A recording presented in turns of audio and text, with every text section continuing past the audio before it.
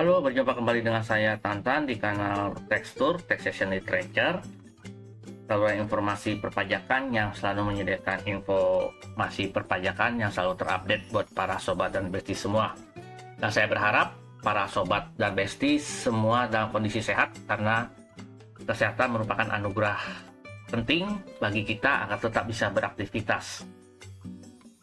Video kali ini saya akan membawakan topik PMK baru yang baru dikeluarkan dan mulai berlaku tanggal 1 Agustus 2025, yaitu PMK nomor 52 tahun 2025, yang salah satu aspeknya saya akan menjelaskan melalui slide ini tentang PPh penjualan emas perhiasan dan emas batangan. Pihak yang ditunjuk untuk memungut, menyetor, dan melaporkan PPh pasal 22 atas penjualan emas perhiasan dan emas batangan, termasuk di dalamnya penjualan emas batangan yang catatan kepemilikannya dilakukan secara digital, adalah pabrikan emas perhiasan dan pedagang emas perhiasan. Besarnya pungutan PPh 22 adalah 0,25% dari harga jual emas perhiasan dan atau batangan. Yang termasuk penjualan tersebut, yang pertama, penjualan emas perhiasan hasil produksi dari pabrikan emas perhiasan kepada pengusaha emas perhiasan dengan spesifikasi bahan baku, barang setengah jadi, dan atau bahan penolong baik sebagian maupun seluruhnya disediakan oleh pihak pengusaha. Kedua, penyerahan emas perhiasan dan atau emas batangan dari pengusaha emas perhiasan kepada pabrikan emas perhiasan untuk menghasilkan emas perhiasan. Ketiga, penjualan perhiasan yang bahan seluruhnya bukan dari emas, dan penjualan batu permata dan atau batu lainnya yang sejenis. Pemungutan PPh 22 tersebut bersifat tidak final dan dapat diperhitungkan sebagai pembayaran pajak penghasilan dalam tahun berjalan bagi pihak yang dipungut. Pemungutan PPh 22 tidak dilakukan atas penjualan emas perhiasan, emas batangan, perhiasan yang bahan seluruhnya bukan dari emas, batu permata dan atau batu lain yang sejenis oleh pengusaha emas perhiasan dan atau pengusaha emas batangan kepada yang pertama, konsumen akhir tidak memerlukan surat keterangan bebas atau SKB. Kedua, WP yang dikenakan PPh final atas penghasilan yang diterima atau diperoleh WP dengan peredaran bruto tertentu dan menyerahkan fotokopi surat keterangan yang telah terkonfirmasi di dalam sistem DJP. Dan yang ketiga, wajib pajak yang memiliki SKB pemungutan PPh 22 sesuai aturan yang berlaku. Pemungutan PPh 22 juga tidak dilakukan atas penjualan emas batangan oleh pengusaha emas perhiasan dan atau pengusaha emas batangan kepada Bank Indonesia melalui pasar fisik emas digital yang diatur di dalam ketentuan di bidang perdagangan berjangka komoditi. Dan ketiga, kepada lembaga jasa keuangan penyelenggara kegiatan usaha bullion yang memperoleh izin dari OJK jumlahnya paling banyak 10 juta rupiah, tidak termasuk PPN dan bukan merupakan pembayaran yang dipecah-pecah. Kita bisa lihat aturan tersebut di PMK 51 2025 di pasal 4 ayat 1 huruf E angka 8. Untuk ketiga pihak tersebut di atas tidak memerlukan adanya SKB. Pihak pemungut wajib membuat bukti pemungutan PPh 22 dan menyerahkannya kepada pihak yang dipungut, menyetorkannya ke kas negara, dan melaporkan dalam surat pemberitahuan masa pajak penghasilan unifikasi. Imbalan atas jasa yang terkait dengan emas perhiasan, emas batangan, perhiasan yang bahan seluruhnya bukan dari emas, batu permata dan atau batu lain yang sejenis berupa jasa kodifikasi, perbaikan, pelapisan, penyepuhan, pembersihan, dan jasa lainnya merupakan objek PPh.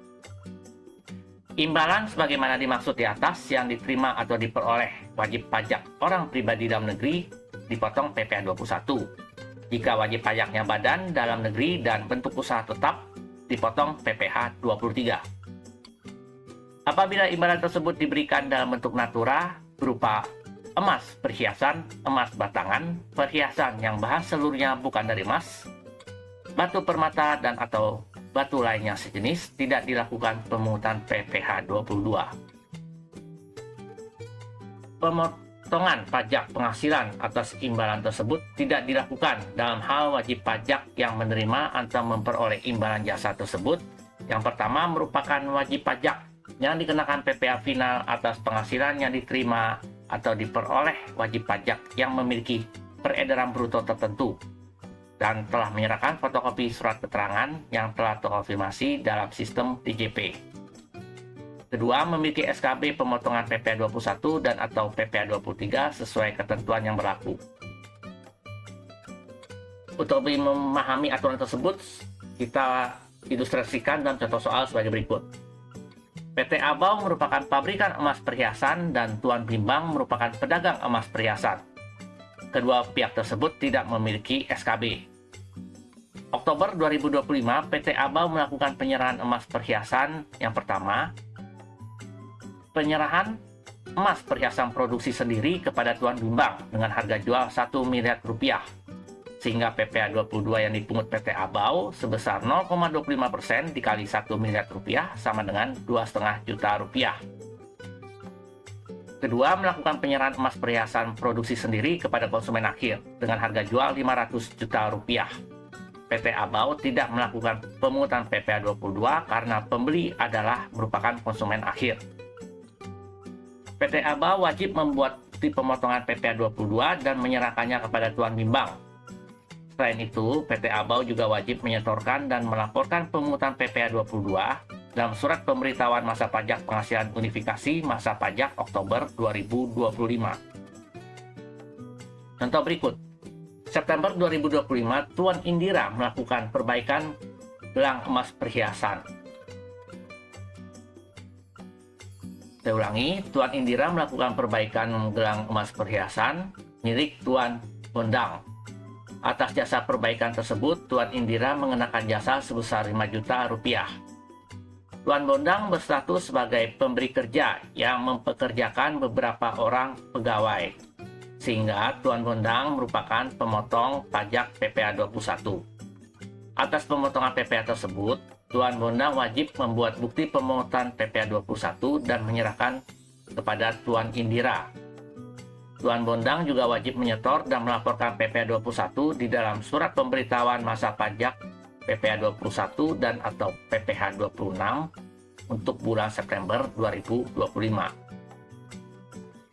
PT Kang Tao merupakan pedagang emas perhiasan dan juga melakukan penyerahan jasa terkait dengan emas perhiasan. PT Kang Tao tidak memiliki SKB PPh 21 dan surat keterangan. Pada bulan Oktober 2025 melakukan penyerahan jasa perbaikan emas perhiasan kepada CV Lola dan memperoleh imbalan dalam bentuk uang tunai sebesar 10 juta rupiah dan dalam bentuk emas batangan dengan nilai pasar 25 juta rupiah. Sehingga CV Lola wajib memotong PPh 23 kepada PT Kang Tao sebesar 2% dikalikan 10 juta ditambah 25 juta mendapatkan angka 700.000 rupiah.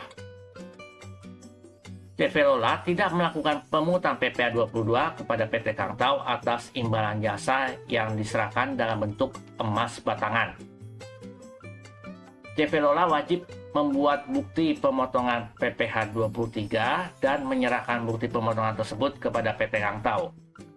CV Lola juga wajib menyetor dan melaporkan PPh 23 dalam surat pemberitahuan masa pajak penghasilan unifikasi untuk bulan Oktober 2025.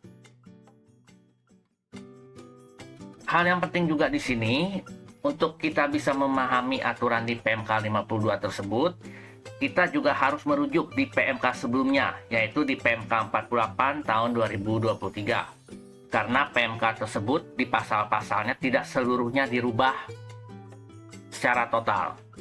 Untuk lebih memudahkan para sobat dan besti, saya sudah merangkumnya tadi dalam bentuk slide yang saya jelaskan sebelumnya. Semoga informasi tersebut bermanfaat bagi para sobat dan besti dan nantikan info perpajakan yang selalu terupdate dari kami, Taxation Literature. Sampai berjumpa kembali. Bye.